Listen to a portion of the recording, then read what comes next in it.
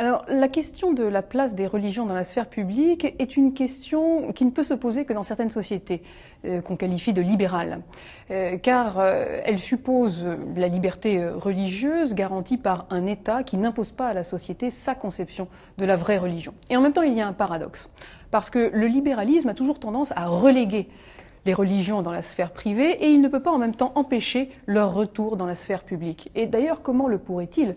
Puisque les religions travaillent la conscience des citoyens et portent précisément sur leurs relations, que ce soit dans la sphère privée ou dans la sphère publique.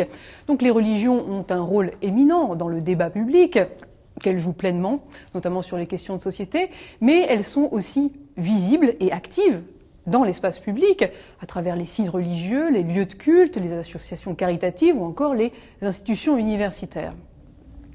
Alors, finalement, une société libérale implique la séparation des églises et de l'État.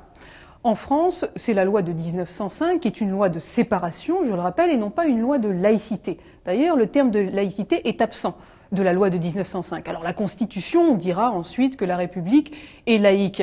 Mais ce terme de laïcité gardera toujours une dimension beaucoup plus idéologique que proprement juridique.